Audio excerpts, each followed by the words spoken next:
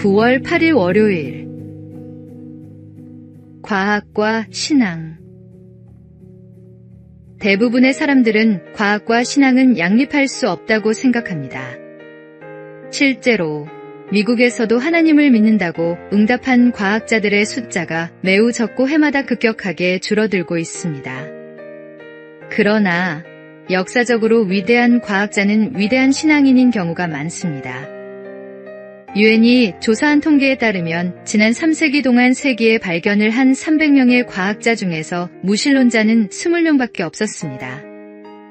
노벨화학상 후보에 5번이나 올랐던 헨리 셰페 교수는 이렇게 말했습니다. 과학자일수록 기독교인이 될 수밖에 없다고 생각합니다. 정교하게 움직이고 있는 우주를 알면 알수록 하나님의 존재를 인정하게 되기 때문입니다. 천문학자 요하네스 케플러는 시편 19편의 말씀을 신조로 삼았고, 갈릴레오는 우주는 하나님이 수학으로 쓰신 제2의 성경이라고 말했습니다. 그들은 과학을 깊이 탐구할수록 인간 이성을 초월한 질서와 목적을 깨달았고, 그것이 곧 신앙으로 이어졌던 것입니다. 오늘 우리도 세상을 바라볼 때 우연이 아니라 창조의 손길을 볼 수 있어야 합니다. 세상의 모든 것이 하나님의 살아계심을 증거하고 있음을 믿으십니까? 믿음의 눈으로 세상을 바라보며 거부할 수 없는 하나님의 살아계심을 느껴보십시오. 오늘의 말씀. 창세로부터 그의 보이지 아니하는 것들, 곧 그의 영원하신 능력과 신성이 그가 만드신 만물에 분명히 보여 알려졌나니. 오늘의 만나. 하나님의 창조 세계는 과학을 통해 더욱 신비롭게 드러납니다. 모든 피조물 속에서 창조주의 지혜와 능력을 발견하십시오.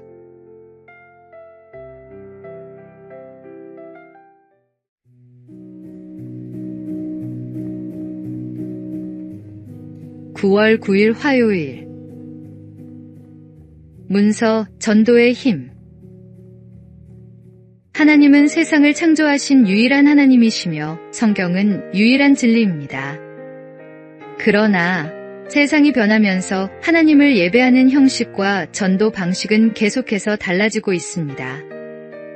이런 흐름을 따라 어느새 전도의 기본이었던 문서 전도도 이제는 무용지물인 것처럼 여겨지고 있습니다.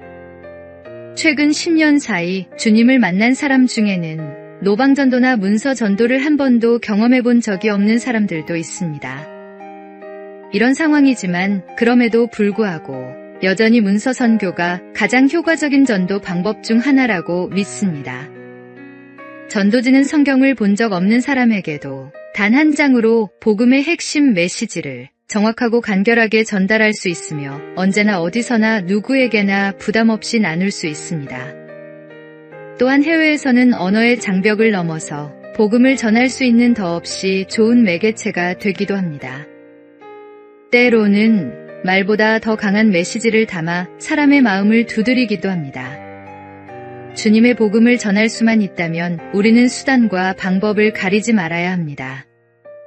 관계를 통해 가까운 이에게 복음을 전하는 것도 귀하고, 전도지를 통해 처음 보는 이에게 복음을 전하는 것도 귀합니다.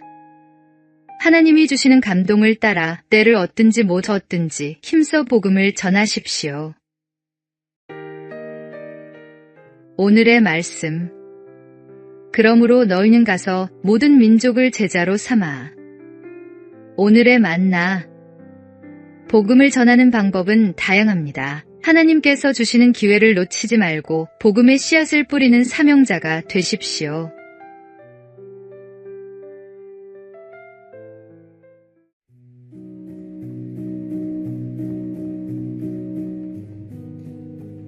(9월 10일) 수요일.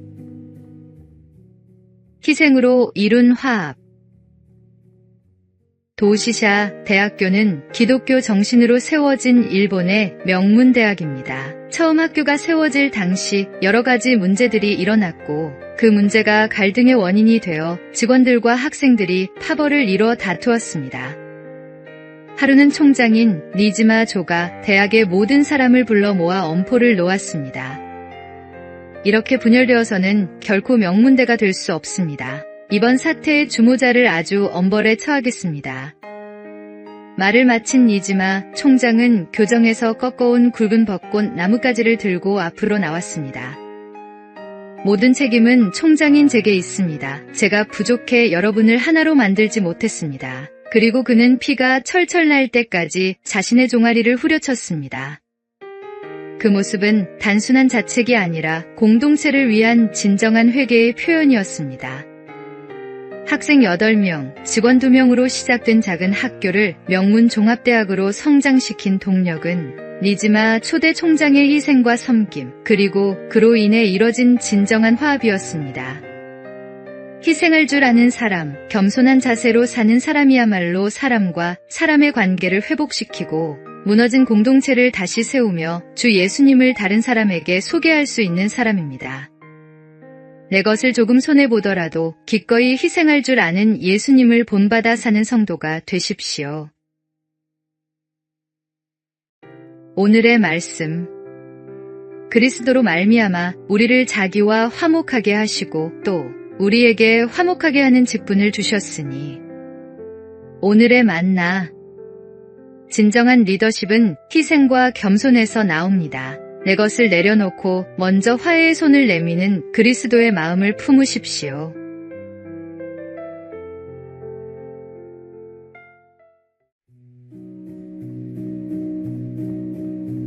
(9월 11일) 목요일. 신앙의 고수가 되는 길. TV 프로그램 생활의 달인을 보면 평범한 사람들이 한 분야에서 놀라운 경지에 이른 모습을 봅니다. 그들에게는 공통점이 있습니다. 무한 반복의 노력, 강한 도전의식, 그리고 실수와 시행착오 속에서도 겸손히 배우려는 자세입니다. 이를 통해 우리는 스스로에게 질문하게 됩니다.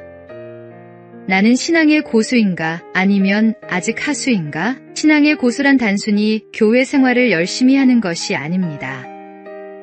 내적으로는 성령으로 충만하고 외적으로는 그리스도의 향기가 물씬 풍기는 삶을 사는 것입니다. 바둑의 고수 조은현은 아플수록 복귀하라. 승리한 대국의 복귀는 이기는 습관을 만들어주고 패배한 대국의 복귀는 이기는 준비를 만들어준다고 했습니다. 신앙생활도 마찬가지입니다. 매일의 삶을 복귀하며 하나님 앞에서 반성하고 성찰하는 것이 필요합니다. 예수님을 닮고자 하는 거룩한 열망, 훌륭한 신앙의 선배들로부터 배우려는 겸손한 자세, 하나님의 말씀을 삶에 적용하려는 끊임없는 노력, 이런 것들을 무한 반복할 때 우리는 그리스도의 장성한 분량이 충만한 데까지 이를 수 있습니다. 신앙의 달인이 되는 길에는 지름길이 없습니다. 오직 매일의 훈련과 말씀 묵상, 그리고 성령님의 도우심을 구하는 기도가 있을 뿐입니다. 오늘도 한 걸음씩 그리스도를 닮아가는 여정을 계속해 나가야 합니다. 오늘의 말씀. 우리가 다 하나님의 아들을 믿는 것과 아는 일에 하나가 되어 온전한 사람을 이루어 그리스도의 장성한 분량이 충만한 데까지 이르리니. 오늘의 만나. 매일의 작은 순종과 훈련이 모여 그리스도의 장성한 분량에 이르게 됩니다. 오늘 하루도 주님을 닮아가는 작은 걸음을 내딛어 보시기 바랍니다.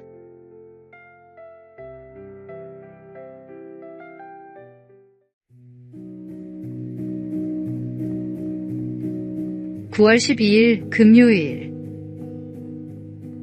나이 듦의 은혜. 세월 앞엔 장사 없다는 말처럼 사람들은 노화를 두려워합니다. 흰 머리와 주름, 구부정해지는 등을 보며 나이 드는 것을 부정적으로만 생각하곤 합니다. 그러나 최근 연구 결과는 우리의 편견을 뒤바꿔줍니다. 나이 먹는 것에 대해 긍정적으로 생각할수록 더 건강하게 오래 살 수 있다는 것입니다. 나이가 들수록 스트레스를 다루는 능력이 향상됩니다.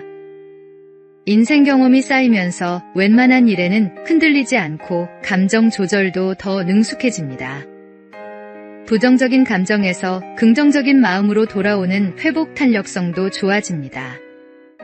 특정 기억력은 줄어들 수 있지만 인생의 지혜와 지식, 상황 대응 능력 같은 결정 지능은 오히려 자라납니다. 성경은 늙은 자에게는 지혜가 있고 장수하는 자에게는 명철이 있다고 말씀합니다.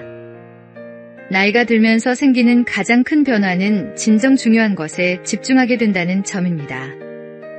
시간의 소중함을 깨달으면서 가치 있는 일에 더 투자하게 됩니다. 하나님께서는 우리에게 세월을 허락하셔서 영적으로 성숙해 가게 하십니다. 젊을 때의 혈기와 조급함은 세월과 함께 지혜와 인내로 변합니다. 나이 드는 것은 쇠퇴가 아니라 하나님께서 주신 또 다른 형태의 성장입니다. 그러니 막연히 노화를 걱정하기보다는 어떻게 하면 하나님 안에서 잘 나이 들어갈 수 있을지 생각해 봅시다. 오늘의 말씀. 늙은 자에게는 지혜가 있고 장수하는 자에게는 명철이 있느니라. 오늘의 만나. 세월은 우리를 늙게 하는 것이 아니라 지혜롭게 만드는 하나님의 선물입니다. 오늘도 한 살 더 나이 든 것을 감사하며 성숙해져가는 내 모습을 발견해 보시기 바랍니다.